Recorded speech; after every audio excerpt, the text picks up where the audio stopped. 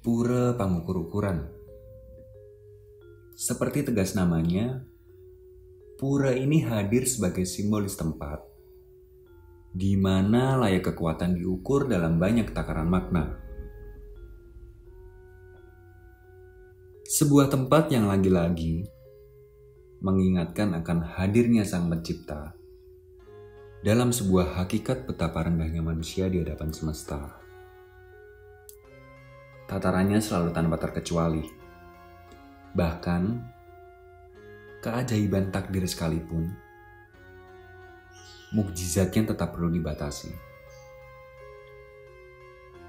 Barangkali pemikiran ini yang belum terlintas dalam pemikiran Kebo Iwa kala pertama kali menapaki. Kebo Iwa muda yang kala itu masih memantapkan hati untuk sesuatu yang kelak akan ia yakini. Segala gundah wajar jika kemudian terasa dalam hati, meski harus dihadapkan dengan banyaknya saksi. Kesaktian Kebo Iwa pernah diukur ukurannya di tempat ini. Panjangnya hening dalam laku samadi, sesekali menyerukan tanyanya kembali. Mampukah untuk nanti menerima semua ini? Tanpa adanya bangga dirasa, Sang Patih pun tertunduk di sekitaran bukti kehebatannya. Matanya tak mampu lagi menatap. Nuraninya pun bergetar hebat, sembari doa yang terpanjat dalam ucap. Ya Tuhan, semua ini bukanlah gagahnya pembuktian, melainkan akan menjadi panjangnya percobaan. Jika jalan darimu adalah kekuatan, maka redakanlah untuk kesatuan.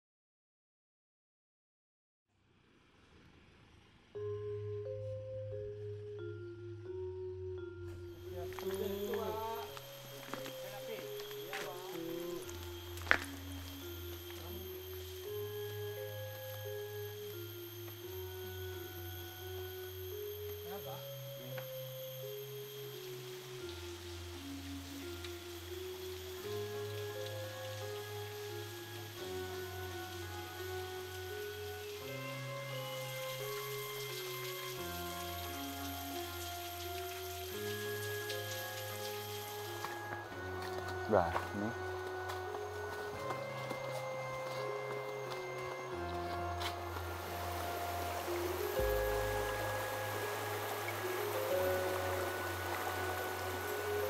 Niatnya hadirkan Tuhan.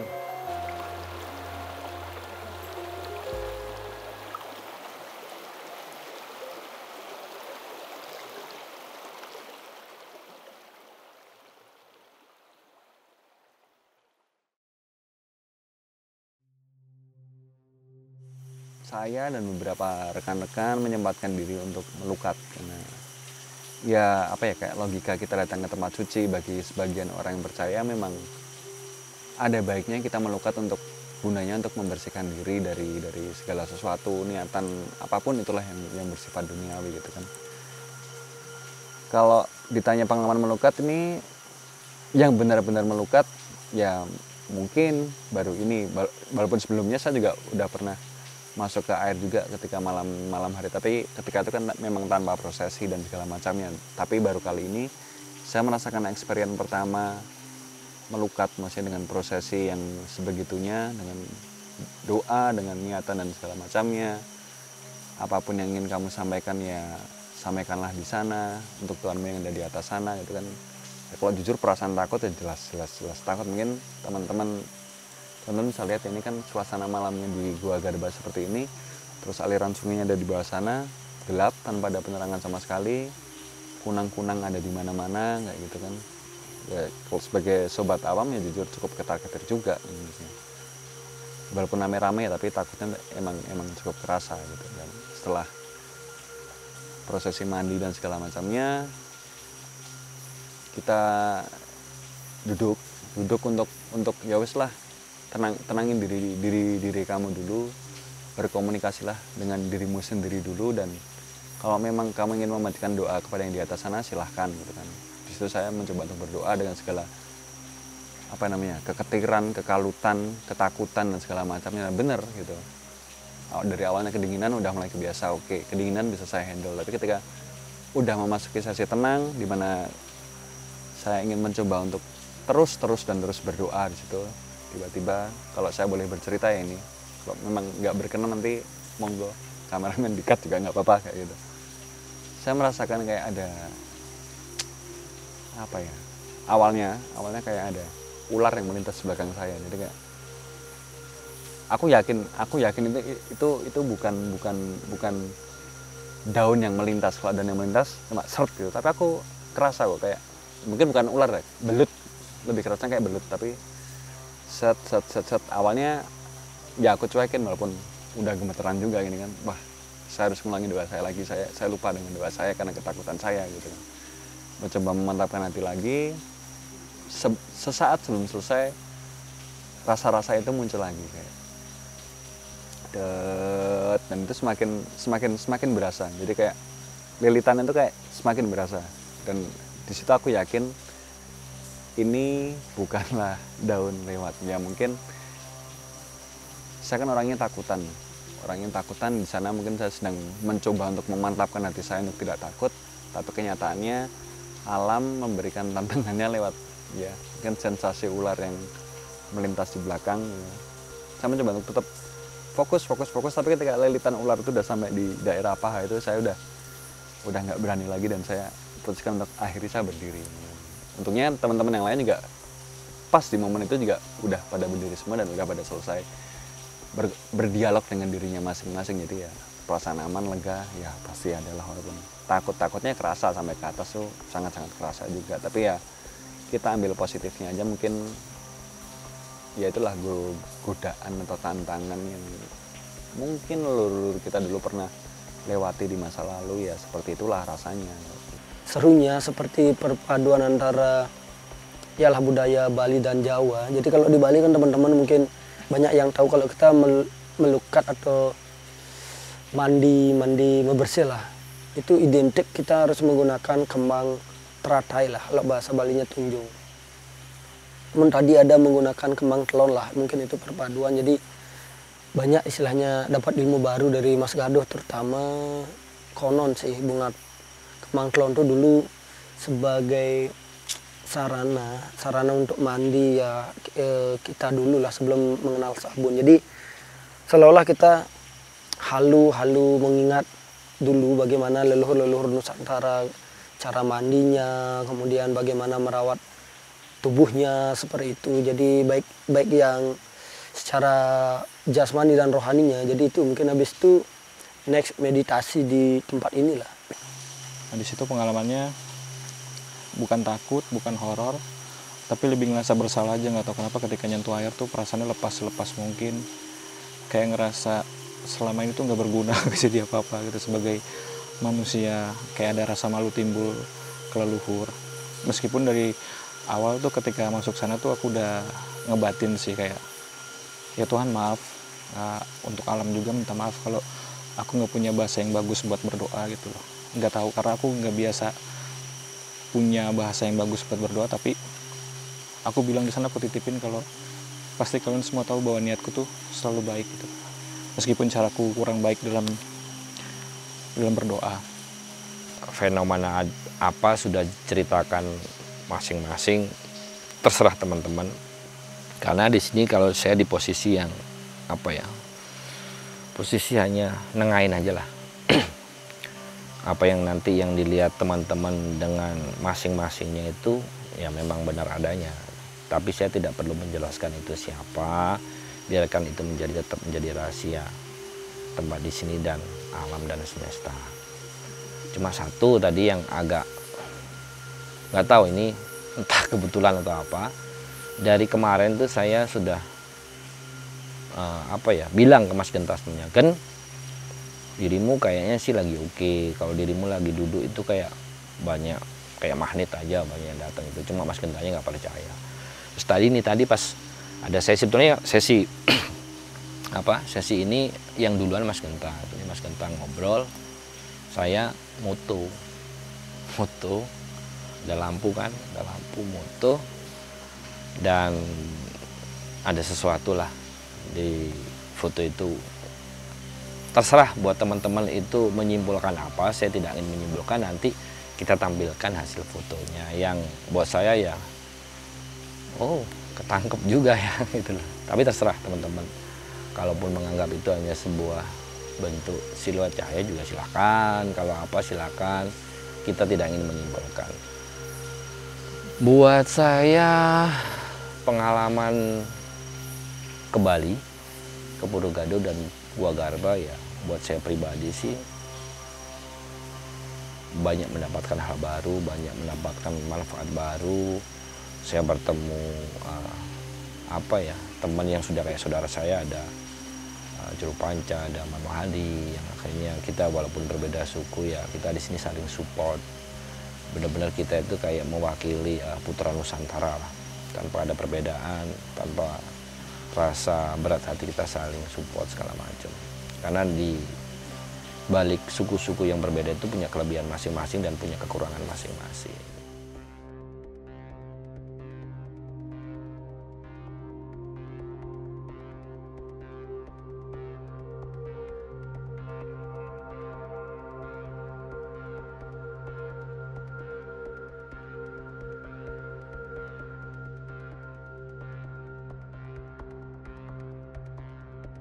Pengalaman yang saya alami waktu itu di salah satu tempat kunjungan yang kita kunjungi di hari pertama, tepatnya hari pertama khususnya untuk sesi malam hari ya, tepatnya di Gua Garba. Itu menurut saya menjadi salah satu pengalaman yang sangat berkesan. Banyak rangkaian pengalaman yang sangat berkesan sebenarnya di sana. Beberapa udah diceritakan di part-part video awal, dan ini adalah cerita tambahan yang saya alami ketika tengah malam menuju pagi hari kayak gitu kan. Memang tidak ada kegiatan spesial, maksudnya ya udah memang waktu itu sudah menjadi waktunya untuk saya dan teman-teman untuk istirahat karena paginya memang harus melanjutkan perjalanan lagi. Waktu itu memang kondisinya sih semuanya sudah mulai lelah ya. Lelah, akhirnya diputuskan untuk akhirnya oke lah. Mulai satu persatu itu berguguran lah karena lelah.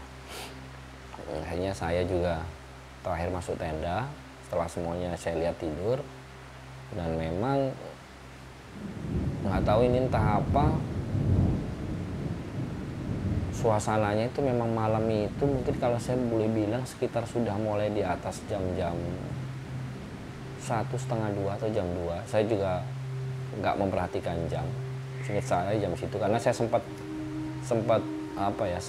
live lama. Habis itu dalam tenda saya sempat live bentar, tiba-tiba sinyal terganggu.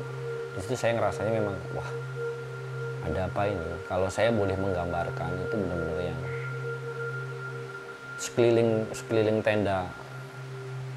tenda saya itu kayak kami, terutama tenda kita itu kayak benar-benar nggak tahu, kayak banyak lah sesuatu yang mengitari. Saya nggak mau menyebutkan itu apa. Jadi intinya banyak mengitari, antara itu baik dan buruk.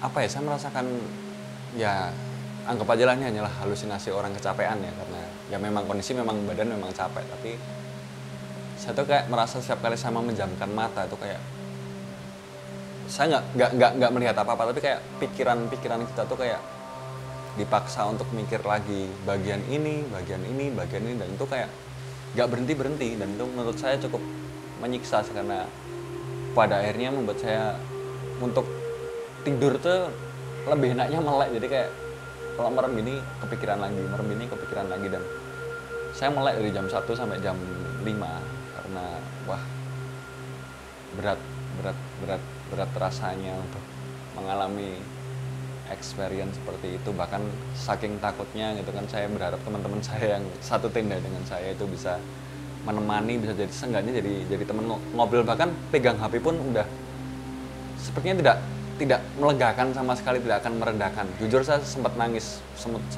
nangis di momen itu, tapi ya nangisnya saya pendam, saya simpen sendiri, nggak enak sama yang lain juga gitu. Malu juga kayak gitu. Selain kepikiran tuh kayak wah badan tuh rasanya panas dari sini, wah panasnya panas banget di sini, kayak sesek iya gitu. Tapi mencoba untuk positive thinking, tetap berdoa, tapi nyatanya tetap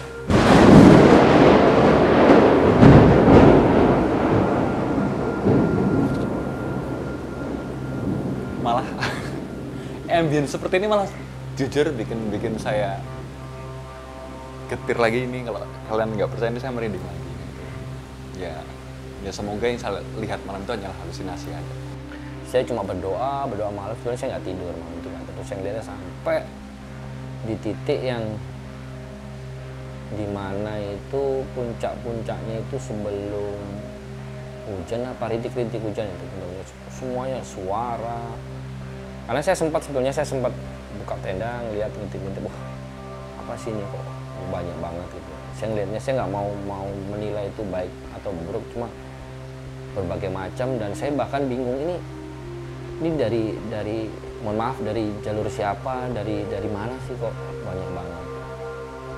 Makanya saya cuma tenang, berdoa, saya berusaha melogikakan, saya cuma berpikir, oh mungkin gini aja, mungkin ada teman-teman. Kalau saya ngeliatnya sih dari sisi genta sih, dari sisi mas gentanya itu kayak mencorong gitu loh, kayak jadi magnet, itu kayak magnet, gentanya itu kayak jadi magnet untuk mendatangkan semuanya, baik buruk gitu kan. Genta juga tidak tahu kan itu.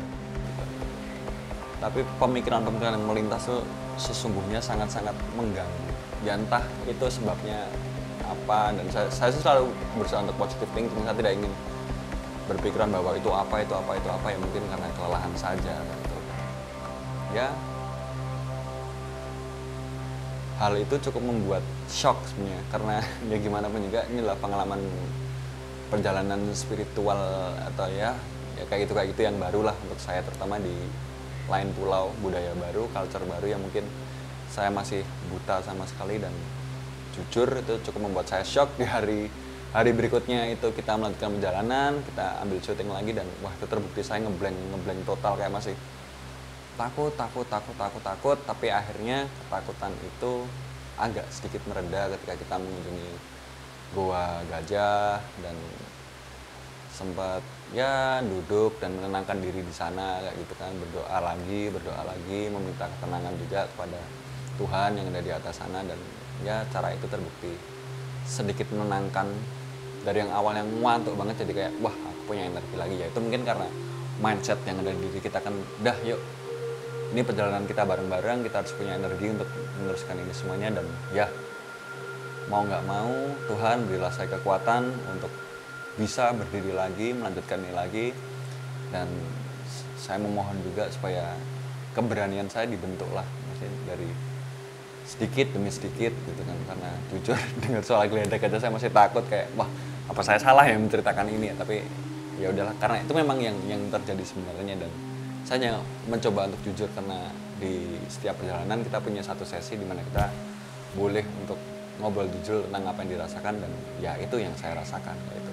Kalau saya boleh simpulkan sih ya mungkin ini efek akibat kita melakukan proses proses berdoa, melukat, membersihkan diri, niatnya mungkin ini akhirnya mengakibatkan mungkin energinya dari Mas Genta sendiri akhirnya mencorong apa yang membuat magnetnya makin besar, semuanya itu kayak mendekat, pengen sebenarnya nggak ada, saya ngeliatnya nggak ada niat yang ganggu sih, cuma penasaran ini siapa, mungkin mereka seperti itu. Tapi itu memang datangnya bertubi-tubi, banyak dan dari berbagai arah. Ya kesimpulannya seru, setting yang berujung pengalaman baru lah buat saya. Ternyata memang apa ya, saya sedikit ada buktiin ternyata memang dari sisi Genta sendiri sih ada hal yang ya ini amazing di luar dugaan, yang efeknya itu apa ya, efeknya seperti ini. Bahkan kalau saya boleh cerita, efeknya itu pas sebelumnya pas kita sempat apa ya, shoot video yang terakhir per orang itu malam itu, hampir yang duduk di tenda itu semuanya itu sering mendengarkan macam-macam, sudah mulai wah, nggak hanya 1-2 orang tapi bareng-bareng gitu.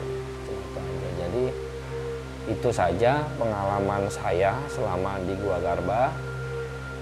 Seru sih, seru, dan nambah pengalaman itu aja. Ini bukan berarti sebuah eksperimen yang buruk, mungkin akan selalu ada hal baik dalam setiap ketakutan yang turun kepada diri kita, itu pasti akan selalu ada hal baik di dalamnya kayak gitu. Dan saya harap pun akan selalu menjadi seperti itu.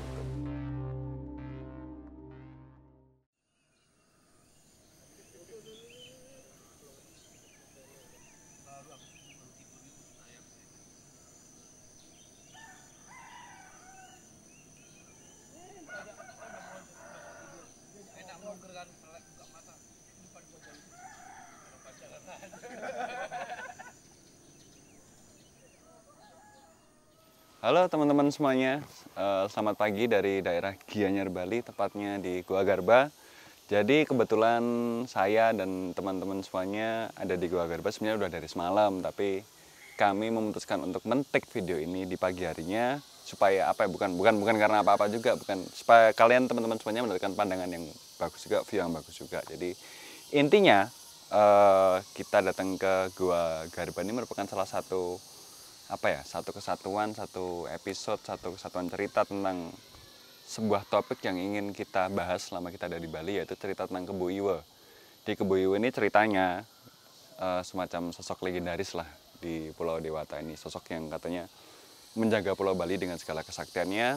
Saking saktinya konon katanya Patih Gajah Mada pun segan untuk menghadapinya kayak gitu. Dan Gua Garba ini sendiri menjadi salah satu tempat pertapaannya juga, tempat di mana dia berdialog, dan menariknya dipercaya ketika dia berdialog dengan satu sosok besar yang ya nanti kita bahas sambil jalan lah siapa sosok besar itu. Dan ya wis teman-teman, nggak abdul kalau kita cuma ngobrol di depan aja, karena pemandangannya bisa kalian lihat nanti se-epic apa, dan itu sangat-sangat wow, saya takjub semalam kayak gitu. Wes yuk teman-teman, kita jalan, nanti waktu jalan kita sambil ngobrol, ada Mas Gado juga, nanti Mas Gado langsung ikutan. Yuk, let's go. Let's go, bosku. Aku topian soalnya Gado. Soalnya aku lihat di tik ini bakal ketok botakku. Ayo, ini Mas Ral. Ayo. Oke. Dan itu teman-teman, kalau bisa kalian lihat pemandangan di depan Gua Garba sangat-sangatlah epic. Sedikit cerita tentang kenapa Kebo Iwa memilih tempat ini sebagai tempat pertapaan pertamanya, itu kenapa, Mas?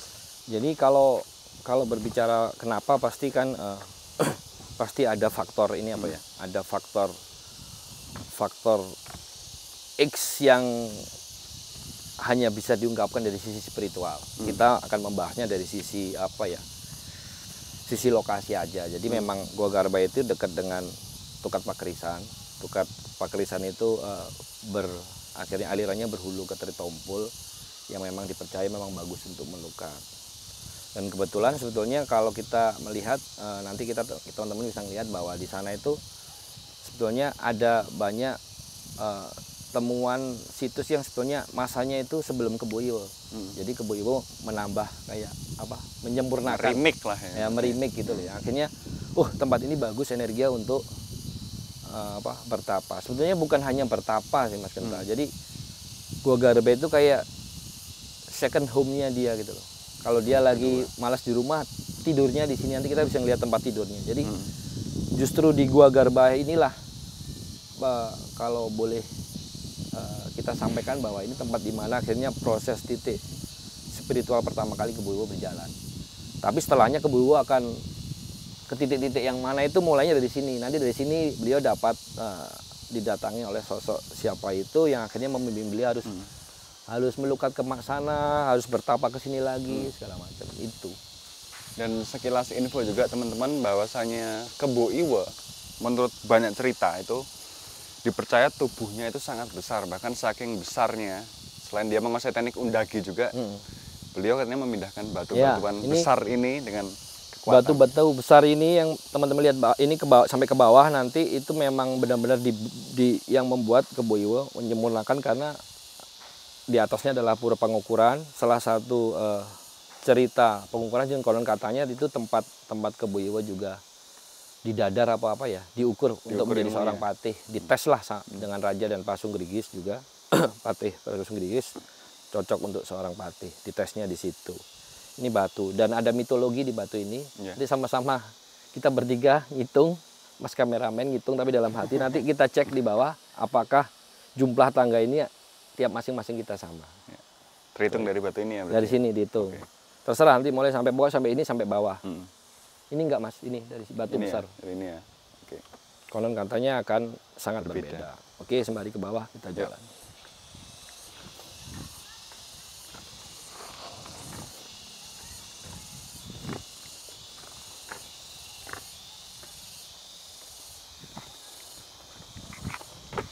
Susah ya ngobrol sambil ngitung.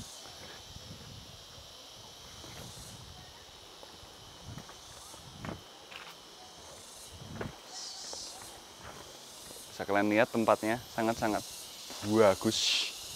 Nah, Gua Garba sendiri ada di bawah sana. Ini teman-teman, nah, Gua Garba di bawah, kita di atasnya Gua Garba.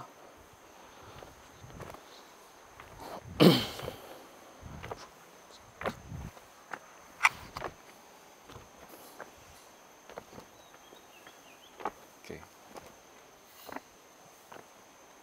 Berhenti di sini bentar lah ya Mas ya. Duduk.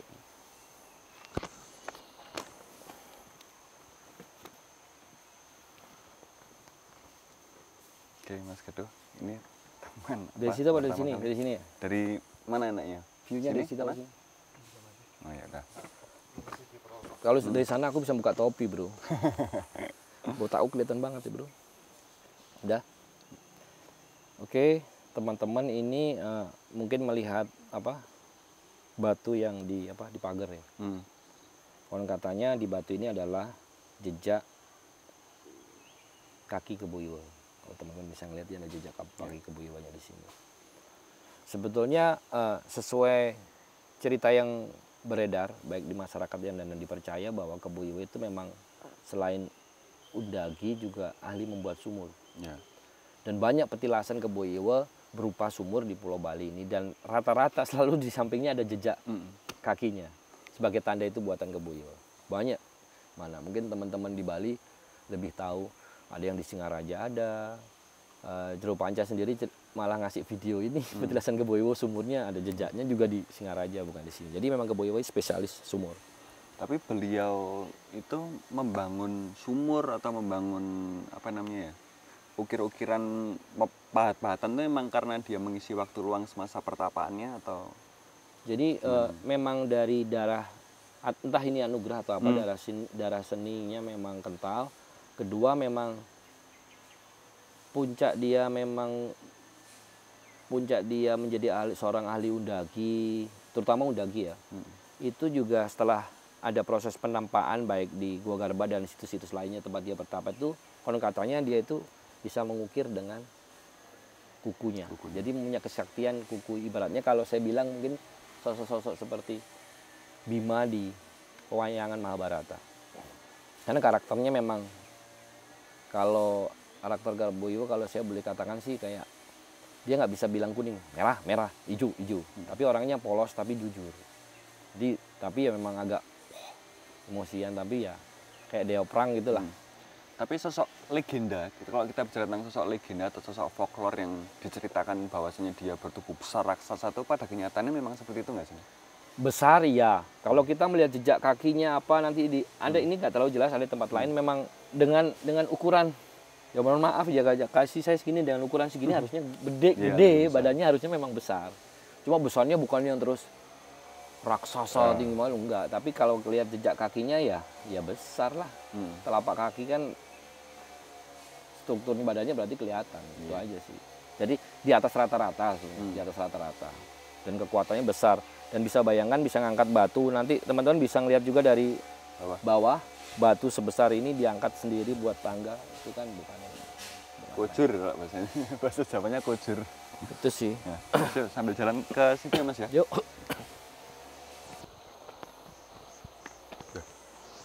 Beberapa tempat di Bali itu kebanyakan pohon-pohonnya itu dikasih ini ya Mas ya. Oh Kain iya, ya. yaitu kepercayaan Bali bahwa apa ya, Bali itu kan salah satu itunya juga apa, kayak harus hubungan itu tidak hanya dengan Tuhan dan manusia tapi dengan semesta, itu aja lah, melindungi. Kalau saya sih setuju aja kalau di seperti ini biar nggak ditebang pohon, tebangan, karena ini juga ternyata nanti fungsinya apa. Ini kalau kita ngelihat kan pohonnya ini usianya nggak mungkin 10-20 tahun. Ratusan ya mungkin ya. Ratusan tahun. Saya sih setuju seperti ini agar tetap lestari. Dan ternyata pohon ini mendatangkan manfaat yang menjadikan mitologi di daerah setempat apa, nanti kita bahas pas di bawah. Ya. Ada pohon ini. Kalau nggak salah namanya pohon pule. Pohon pule. Pohon pule. Oke, let's go. Ya, ini teman-teman, ini kita sedikit berhenti karena kita pikir view-nya sangat-sangat bagus lah ya. Menikmati sebenarnya. Menikmati sebenarnya. Kita ngeliatin view di bawah itu Tukat Pakerisan, yang tadi malam kita melukat sebenarnya di sana. Nanti ada cerita tersendiri. Ada cerita tersendirinya. Tapi ini Mas, ya? pohon pule, terus bawah ini tempat pemandian. Cuma yang ini memang tidak boleh untuk orang umum. Kalau melukat tidak boleh di sini, minta di bawah. Kalau orang setempat atau Pak Juru Kunci mengatakan kalau ini tempat pemandian para dewa atau dewi dari Kayangan. Tapi sebetulnya kalau dulunya memang ini mungkin dikhususkan untuk raja atau apa ya, bangsawan kali ya. Biar ada bedanya dengan rakyat seperti itu. Jadi kalau teman-teman kesini, mohon maaf yang sebelah kanan ini kalau bisa jangan melukat di sinilah. Memang dilarang juga, ada tulisannya nanti. Jadi kalau sudah dilarang ya kita ikutin aja. Jangan sok-sokan. Kita hargai adat dan kepercayaan setempat lah. Kalau mau sengaja nabrak sini ya silakan, risiko tanggung sendiri. Kita ada cerita. Ngeri ya. Enggak usah lah, mending lah. Ada cerita tersendiri nanti. Tapi epic, oke. Keren. Keren sih. Tuh akarnya, tuh lubangnya. Pohon pulenya nggak mungkin 10 tahun, 25 tahun. Dan dia sudah mengakar ya. Sampai ke bawah. Dan di bawahnya sumber air. Keren.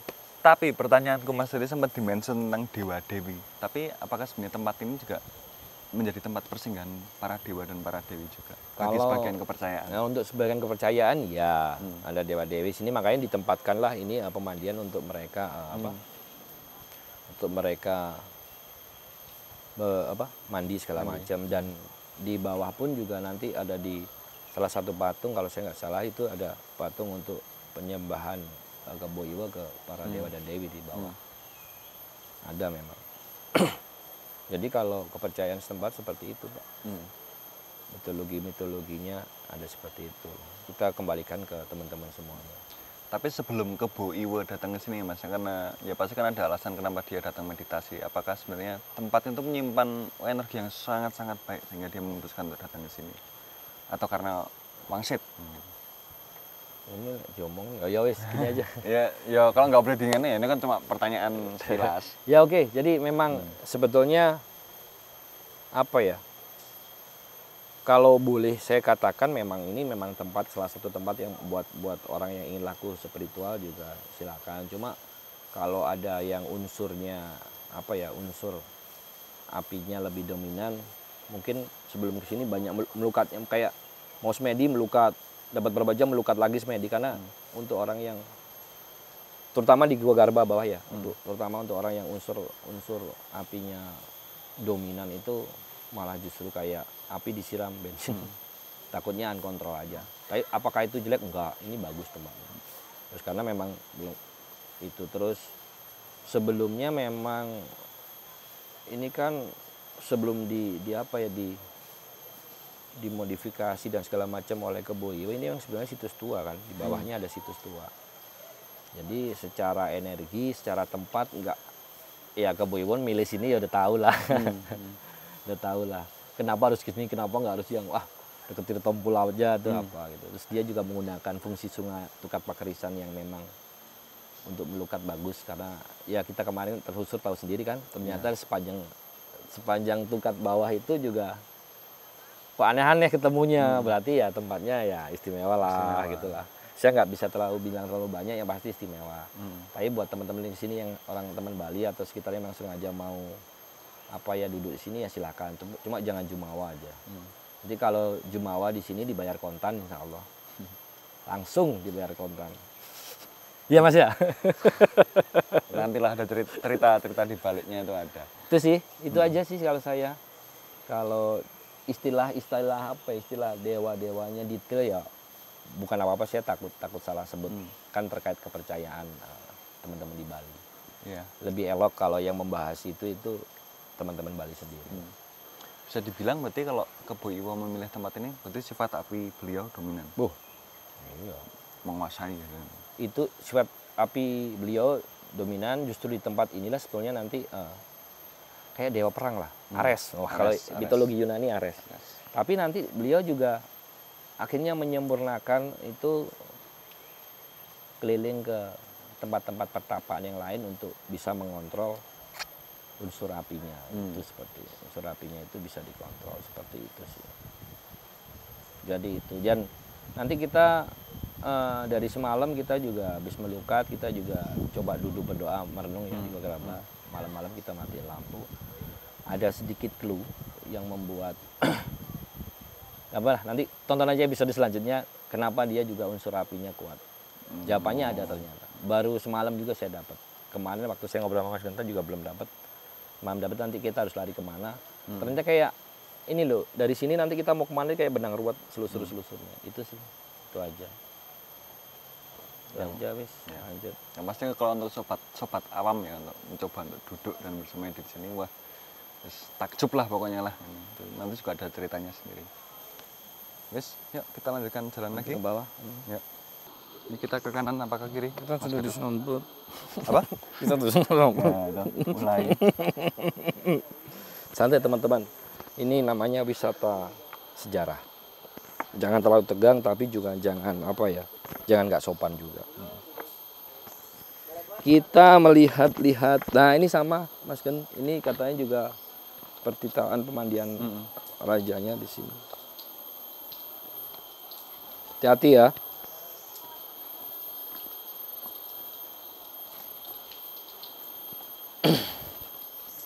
Ini juga khalayak umum dilarang mandi di sini juga. Dilarang.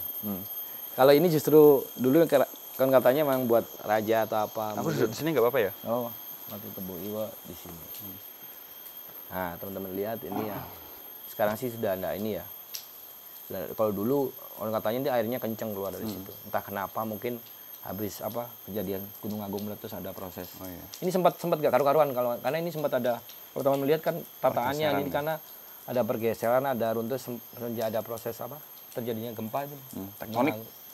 Gempa Gunung Agung, jadi ya coba ditata ulang seperti Ini ini. kalau boleh tahu airnya mengalir dari mana sih Mas? Nah ini saya kurang, kalau sumber atasnya kan ujung-ujungnya nanti kan Tirtompul, terus masuk ke tanah kan pecah, ada yang Patanu, Pak Karisan ada yang masuk ke tanah dari sumber apa ya nanti keluar dari akar ini. Cuma detailnya ya mungkin orang yang punya yang lebih tahu lah ya. Iya. Cuma yang pasti airnya bagus. Jadi kalau jatuh ke bawah nanti jatuhnya di bawah sana tempuran.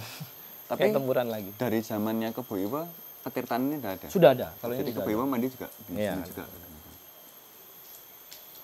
Wah Mas ya berarti ya menyimpan banyak memori ya tempat. Cuma kalau dulu di sini ceritanya ini kolam sudah itu sudah penuh air toh. Ini juga ini cuma sekarang ya kondisinya seperti ini. Menurut ceritanya Ya. juru kuncinya saya hanya menyampaikan. Lalu selain ada petirtaan mata air di sini ada apa? Nah, ini sebetulnya mau disampaikan sekarang, Boy. Yes, nggak apa-apa. Ya, lah. jadi Ini semalam berarti kita apa, terus ternyata mungkin dari sini nanti kita memang harus ke Gua Lawa. Ke Gua Lawa. Kenapa Gua Lawa? Sekarang loh. sebelumnya intinya dari semua pertapaan sosok Kebo Iwo ini, beliau selalu berawal dari tempat ini, pergi kemana, lalu kembali lagi ke tempat ini, dan itu banyak, dan salah satunya nanti adalah Gua Lawa. Dan kenapa mesti ke Gua Lawa pada akhir ini Jadi ya? ternyata saat di Gua Garba inilah pertama kali, terutama pas di bawah nanti kita ngelihat tempatnya aja. Nggak usah diceritain nanti di footage tempatnya. kayaknya nggak usah terlalu ceritain, dilihatin aja. Ada tempat tidurnya Kebo Iwa sama tempat bertapanya di bawah itu. Ada sosok yang kalau saya bilang apa ya, oleh nggak ngomong. Sosok yang ya kalau saya boleh bilang guru besar lah, salah satu guru besar, sebetulnya bukan guru besar Bali Haja tapi guru besar Nusantara yang hadir, beliau yang akhirnya membantu Kebo Iwa memiliki kesaktian dan membuat dia sekuat itu. Jadi didadar terus. Jadi makanya setelah dari Gua Garba di ke tempat lain, balik lagi dia nunggu berita lulus enggak, lanjut lagi kemana. Dan kenapa di sini ada Gua Lawa? Jadi Gua Lawa itu ternyata nanti ada proses.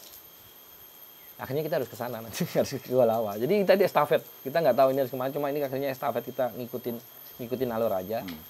Kayaknya nanti setelah kita habis beberapa titik tempat Kebo Iwa berkunjung atau bertapa atau apa melukat atau tirakat atau semedi, kita juga harus ke Gua Lawa. Kenapa? Di sanalah itu nanti ceritanya ada apa ya, sosok yang membimbing beliau di sini itu menyerahkan Kebo Iwa untuk dibimbing dari pihak Guru besar yang lainnya. Guru besar yang lainnya. Detailnya apa, mending nanti kita bahasnya pas di Gua Lawa. Iya. Jangan di sini. Iya. Tapi kenapa saya sebutkan di sini?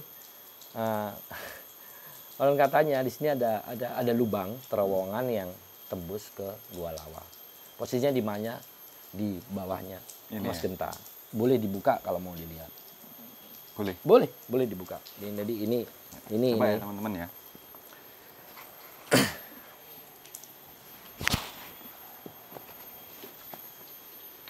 Diplek ini dong.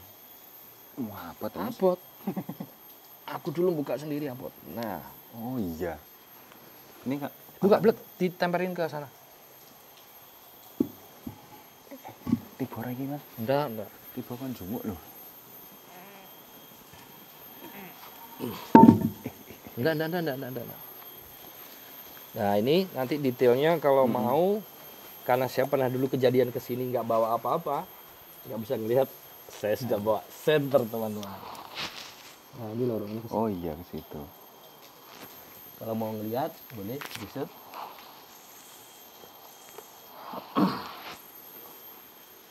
Tapi di masa sekarang terowongan ini masih dipakai nggak teman? Enggak. Konon katanya terowongan ini tembus ke Gua Lawa. Tapi dibahas sekarang apa nanti sekalian? Ya sekarang sekalian aja. Jadi sebetulnya proses terowongan ini bukan secara fisik terus jalan ke keluar. Ini ada titik di mana nanti kalau teman kita nggak boleh masuk soalnya. Karena nggak dapat izin juga, janganlah. Ini terowongan ini tempat titik di mana dia kalau orang sekarang itu bukan secara fisik tapi sukmanya nanti di sana. Karena prosesnya nanti pertemuan di Gua Lawa itu kayak didampingin loh Mas. Ya. Didampingin dari guru besar yang dari sininya. Waktu di sana untuk serah terima. Tapi secara sukma habis itu nanti akhirnya secara fisik Kebo ke sana juga tetap. Cuma di sinilah dia akhirnya harus menempa itu untuk menjadi proses dia jalan ke Gua Lawa. Apakah Kebo Iwa akan sering ke Gua Lawa? Sering banget. Cuma kadang-kadang ya bukan secara fisik tapi secara apa orang bilang nggak tahu ya. Rogo sukma apa itulah istilahnya. Karena saya juga bukan hal yang ahli. Kalau mau lihat detailnya di bawah, Mas kita mau masuk? Kayaknya seru Mas. Nggak berani ya Mas? Nggak kelihatan. Dari sini nih terowongan. Dari sini. Tidak di kamera nggak kelihatan, nggak begitu kelihatan. Oh gelap ya? Coba senterin. Lumayan lah.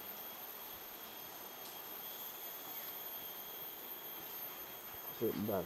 Jadi belok gitu ya Mas ya? Iya. Jadi masuk terus belok ke sana.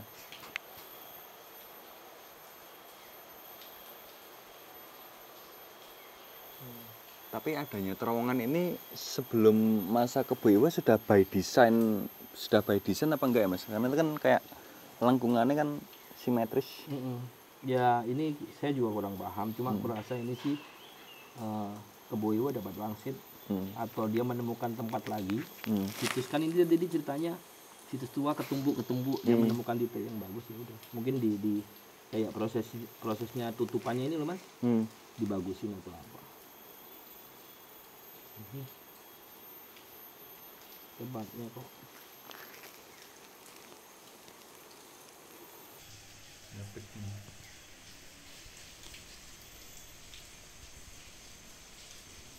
Kalau yang sananya mentok ya? Mana? Di sebelah sana.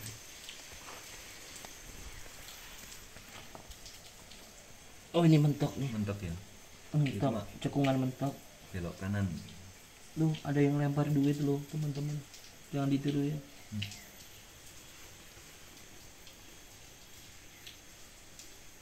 Itu. Saya bukan apa-apa sih tau tuh. Gitu kan. Ulat ya. Ulat. Nah, oke teman-teman, yang tadi kita melanjutkan ini pohon pule. Ternyata di celah pohon pule itu sumber mata air keluar. Dulu di sini penuh air. Terus ada saluran tembus ke bawah yang airnya dipakai oleh rakyat umum. Mitosnya itu bisa menyembuhkan berbagai penyakit. Terutama kalau zaman dulu kan sakit demam panas kan udah serem yo. Demam lah zaman dulu, demam panas serem. Kasih air itu sembuh. Tapi di Bali yang lainnya tempat-tempat yang konon katanya bisa menyembuhkan itu banyak. Ada menyembuhkan secara ini yang mungkin Nah. selain ini loh ya, kita berbicara selain masalah tempat, energi, doa dan segala macamnya, kita bicara dari sisi yang agak menyerempet ilmiah bahwa airnya itu melewati pohon akar pule yang usianya ratusan tahun gitu loh. Tapi unsur doa, energi ya tetap ada juga, jangan dikesampingkan gitu maksudnya. Jadi kombinasi dua itu membuat air ini mujarab. Buat teman-teman yang ke Gua Garba silakan, tapi ngambil airnya jangan di sini. Karena dulu ini penuh, terus airnya sumbernya makin mengecil. Kenapa? Karena atas sudah banyak bangunan kan. Iya. Resapannya udah. jadi sedikit. Dulu atas hutan, sekarang kalau teman-teman jalan di atas itu sepanjang jalan Penjeng sudah rumah villa. Akhirnya ya otomatis air resapannya habis, airnya keluarnya kecil, makanya dibuat saluran, tetap dikeluarin di sini tapi airnya ngicir. Kalau dulu sini full. Termasuk kolam-kolam situ full, tapi itu sih. Itu aja dari saya. Oke. Lanjut. Kita ke sini, jangan lewat sini. Resiko. Oke, teman-teman. Kita akhirnya sudah di bawah di apa? Di tempat Main pointnya lah. main point lah. Iya, inilah tempat istirahatnya Kebo Iwo, tidur. Jadi saya bilang kayak second home itu benar-benar kadang-kadang makan di situ, ini tempat tidur. Kalau ini banyak buat tidur, ini buat sembahyang ke Dewi Kesuburan. Dewi Laksmi kalau nggak salah. Itu juga tempat sembahyang itu. Kalau ini banyak untuk proses yang inilah, beda lah. Nanti pertemunya dengan sosok gurunya juga banyak di situ. Walaupun pas tidur juga sudah di ini. Garis besarnya itu. Saya nggak mau bahas terlalu banyak. Nanti takutnya ini. Ininya itu silakan dinikmati. Yang pasti itu tempat tidurnya. Ini pemujaan ke Dewi Laksmi, Dewi Kesuburan. Itu ke tempat beliau. Tapi sebelum Kebo Iwo datang tempatnya udah kayak gini belum sih, Mas? Maksudnya ceruk-ceruknya udah ada atau ini memang sengaja dibuat oleh Kebo Iwo? Semoga dia nyaman. Kalau ceruk ininya buat Kebo Iwo. Cuma titiknya yang apa yang harus dipertanyakan itu sebelum bentuk wujudnya sesempurna ini ada apa, itu yang kita nggak tahu. Karena kalau kita ngelihat ada beberapa ornamen yang di Pura Pangukuran jadi ada bentuk arcanya itu bukan arcanya zaman Kebo Iwo, arcanya sebelumnya, tahunnya kan sebelumnya. Kalau kita ngelihat tadi yang kolam tadi juga tahunnya sebelumnya. Jadi ya sama lah, ada unsur masa silam, titiknya bagus tapi disempurnakan. Mungkin dengan gaya dan efek yang diperlukan untuk Kebo Iwo itu sendiri. Dan mungkin sedikit pertanyaan aja. Mas Gaduh. Tentang Guru Besar Nusantara lagi kalau memang diperbolehkan. Apakah beliau itu memang sebelum Kebo Iwo datang sini sudah mewangsitkan atau beliau baru datang setelah Kebo Iwo? Setelah Kebo Iwo di sini. Setelah ya berarti. Jadi Kebo Iwo pun tidak punya bayangan atau imajinasi atau khayalan atau keinginan bisa mendapatkan sosok guru tersebut. Maksudnya terpilih nggak kebayang loh. Maksudnya nggak punya angan-angan lah. Wah aku jadi ini nggak. Dia nggak, karena memang karakternya memang dia nggak kebayang. Ternyata dia salah satu orang yang kepilih. Guru Besar Nusantara yang kita ngomong sedikit aja, beliau ini yang sebelumnya juga membimbing bukan hanya Kebo Iwo. Siapa aja nanti ikutin saja penerusan ini sampai titik akhir, kita akan tahu oh ternyata dan oh ternyata. Itu aja sih. ternyata Karena kita juga ini lagi mencoba mengumpulkan puzzle-puzzle ya. Iya. Puzzle-puzzle. Makanya kenapa kayak tadi malam kita duduk di sini melukat, menginap di sini semedi itu kita berusaha ngumpulin cerita, bukan hanya literasi tapi banyak cerita yang memang tidak ada di literasi secara spiritual, secara ini akhirnya tetap kita minta izin. Ya alhamdulillah hari ini kan sama kuncennya los. Ya, los. Silahkan bebas. Jadi ya semesta merestui lah. Ya. Oke, silakan. Oke, jadi teman-teman mungkin ini adalah sedikit cerita dari perjalanan kita di Goa Garba. Tentunya akan ada cerita lainnya lagi nanti di belakang video lah ya, dari cerita-cerita pengalaman teman-teman yang ada di sini. Oh iya, ada ya nanti ya. Ya, di kontennya misah berarti ya. Jadi satu. Jadi satu. Jadi satu. Nanti adalah biar ya kalian tahu rasanya. Experience dari masing-masing dari kita kan maksudnya berbeda-beda juga. Karena apa ya, kayak semalam kita memutuskan untuk tidak melakukan syuting karena yang pertama nggak kelihatan apa-apa dan kita juga menghormati tempat sakral juga. Ya memang ya sebetulnya tadi malam kita tidak memutuskan syuting, sebetulnya utamanya itu kita mau mencari sesuatu cerita puzzle nih. Kalau di syutingnya nanti jadinya kan apa ya?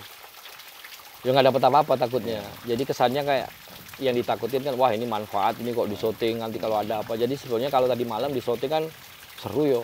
Ono suara ini ada apa namakan. Tapi ya ternyata memang ya itu ya untuk sebuah konten teman-teman, ya mohon maaf. Mungkin itu yang lebih indah dan itu lebih baik. Mungkin nanti di malam lainnya akan ada syuting malam ya nanti sembari sambil jalan lah ya Mas ya. Dan mungkin setelah dari tempat ini kita akan melanjutkan perjalanan kita ke Tirta Ampul. Ya, karena satu cerita juga bahwa saat saat berdua di sini ditemui oleh guru besar Nusantaranya juga meminta ke Bu Iwa juga untuk melukat ke Tirtompul. Sebelum guru besar Nusantara itu mengatakan harus kemana. Jadi ke Tirtompulnya juga nggak sekali Mas Hendra harusnya. Karena balik bolak-balik. Jadi tapi kita nggak mungkin bolak-balik kan. Kita coba. Sebenarnya tempatnya itu gini teman-teman. Kita dapat semalam itu tempatnya, saya Mas Hendra itu dapat, tempatnya banyak ya ternyata. Kita coba padatkan yang mungkin ada sesuatu yang mungkin kita hanya narasikan tapi kita nggak ke tempatnya ya. Karena memang waktu dan kondisi juga masih pandemi, takutnya kan tutup atau apa. Itu sih. Ya, monggo silakan teman-teman. Begitu aja perjalanan kami di Goa Garba. Akan ada perjalanan selanjutnya juga tentang Keboiwa dan tentunya misteri-misteri lain, dialog dengan guru besar Nusantara lain mungkin di perjalanan-perjalanan berikutnya ya. Entah kita akan melakukan apa, sebenarnya inti dari perjalanan ini masih tanda tanya. Nah ya wes, kita konsepnya kita sambil jalan. Kita nemu apa, nemu cerita apa, ya udah itu adalah. Kalau emang suatu saat nanti kita nggak ketemu apa-apa ya itulah kan sebuah seni dari perjalanan gitu sih. Ya wes, mungkin akhir kata terima kasih sudah menyaksikan video kami dan terus ikuti perjalanan kami selanjutnya. Assalamualaikum warahmatullahi wabarakatuh. Waalaikumsalam warahmatullahi wabarakatuh.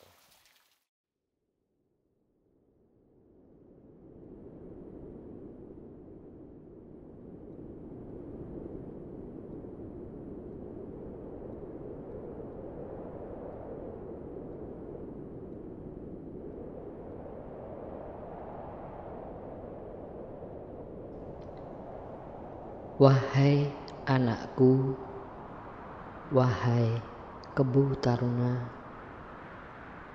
bangunlah nak, bangunlah dari tapamu. Ketulusan doamu telah didengar oleh Tuhan dan semesta. Aku hadir sebagai bentuk jawaban atas doa-doamu.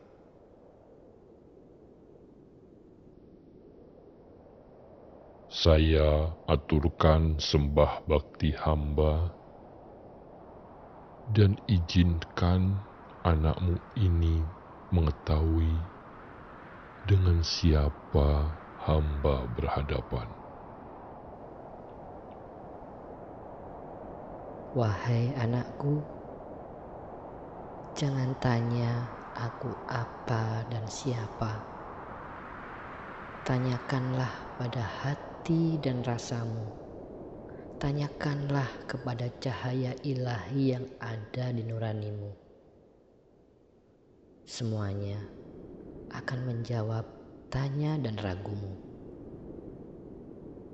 Dan biarkanlah aku menjadi ini adanya. Ada, tapi seolah tidak ada. Tidak ada, tapi seolah tetap akan selalu ada. Tidak ada keraguan di hati anakmu ini. Dan jika memang demikian adanya, izinkan anakmu ini memanggil Bopo Guru. Wahai anakku, jika itu membuatmu damai akan rasa dan ragumu, biarkanlah aku menjadi Bopo Gurumu, menjadi pembimbingmu. Tapi sebelum semuanya dimulai, mantapkah dirimu dan hatimu untuk anugerah yang akan diberikan oleh Tuhan melalui diriku? Jika memang semua ini menjadi jawaban akan doa hamba, dan demi kebaikan Pulau Bali yang hamba cintai, hamba siap. Anakku, garis hidupmu ke depan akan jauh dari kata mudah. Bahkan jika saatnya tiba, jiwa dan ragamu akan menjadi taruhannya. Rela dan ikhlaskah dirimu melepas bahagia dunia?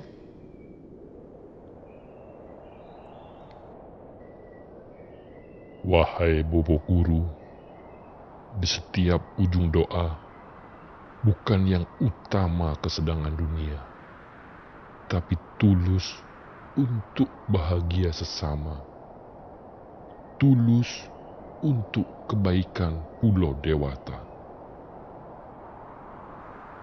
Wahai anakku, tidak terlintas satupun ragu di setiap doamu. Karena teguh dan murninya munajat doamu, aku hadir menjawab doamu. Tapi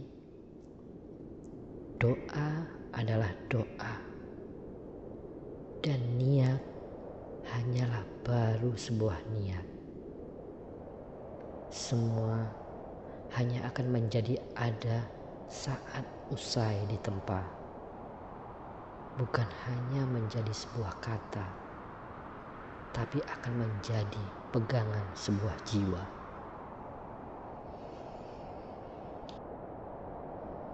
Wahai Bopo Guru, hamba sadar jauh dari sempurna. Tapi jika tempa akan doa hamba dan niat hamba harus ada, biarlah doa dan niat ini dimulai dengan sebuah sumpah. Sumpah untuk menjauhi kesenangan dunia sebelum Pulau Dewata menjadi sejahtera di setiap jengkalnya.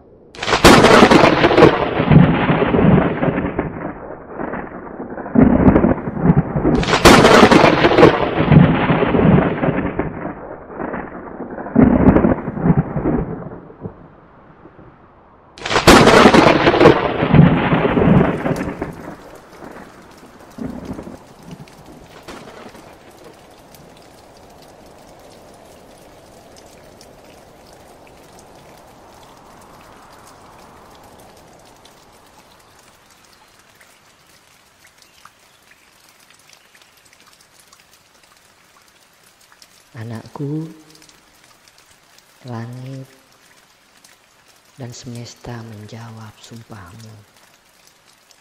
Bahkan rintik hujan jadi saksi sumpahmu. Ingatlah nak, jika saatnya tiba, Di tengah rintik hujan pula akan tertagih janji sumpahmu.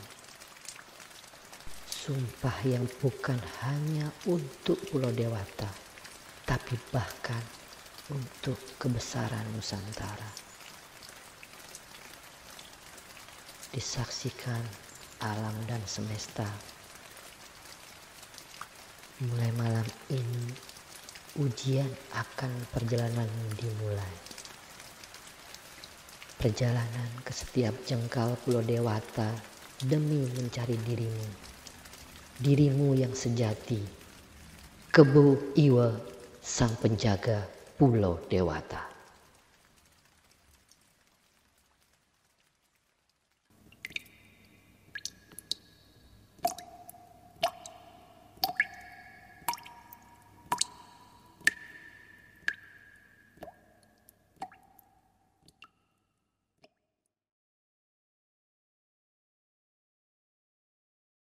Duduk di tempat ini bohong kalau saya nggak kepikiran wah saya duduk di sini akan terjadi experience yang sama lagi kayak di Gua Garba kayak semalam. Tapi awalnya sih ya ketika saya duduk di sini ditinggal sama teman-teman, wah itu udah langsung ya paham lah pasti kalau ada suara yang di sini tuh kan kayak mau